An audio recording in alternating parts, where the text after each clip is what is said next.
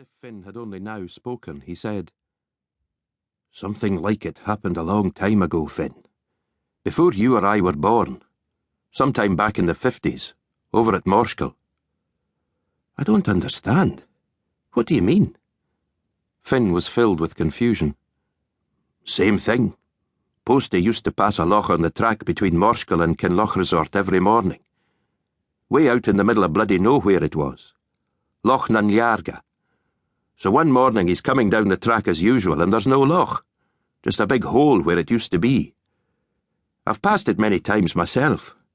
Caused a hell of a stir back then, though. The newspaper and television people came all the way up from London, and the things they speculated on, well, they seem crazy now, but they filled the airwaves and the column inches of the papers at the time. The favourite was that the loch had been hit by a meteor and evaporated. And what had happened?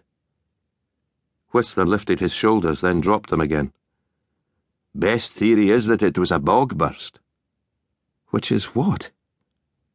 Whistler made a moo with his lips, his eyes still drawn to the slime-filled basin of the disappeared loch.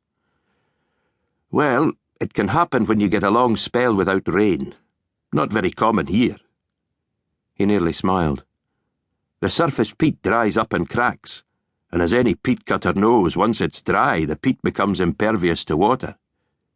He nodded towards where the giant slug trail led off into the mist. "There's another loch down there, lower in the valley. If I had any money, I'd put it on this one having drained down into the other." "How?" "Most of these lochs sit on peat lying over Lewisian gneiss. Quite often they're separated by ridges of something less stable, like amphibolite.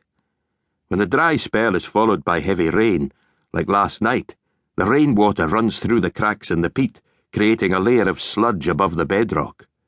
Chances are that what happened here is that the peat between the lochs simply slid away on the sludge. The weight of the water in the upper loch burst through the amphibolite, and the whole bloody lot drained down the valley."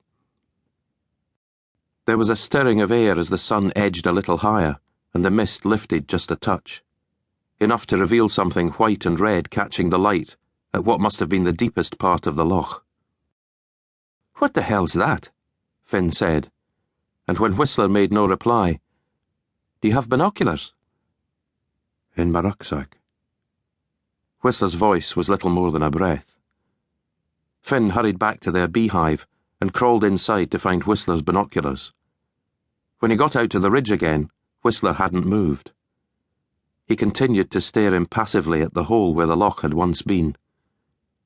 Fin raised the binoculars to his eyes and adjusted the lenses until the red and white object came clearly into focus. "Jesus," he heard himself whisper, quite involuntarily. It was a small single-engined aircraft, cradled among a cluster of boulders and lying at a slight angle. It appeared to be pretty much intact.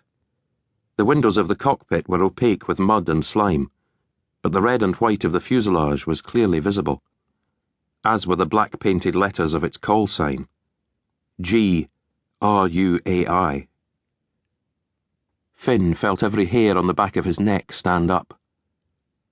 R-U-A-I, short for Ruari, the Gaelic for Roderick, a call sign which had been in every newspaper for weeks, 17 years before, when the plane went missing, and Roddy Mackenzie with it. Mist lifted off the mountains like smoke, tinted by the dawn. It was perfectly still.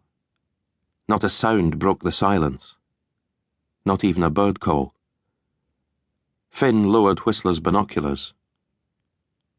"You know whose plane that is?" Whistler nodded.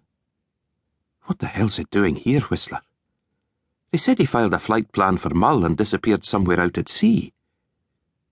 Whistler shrugged but made no comment.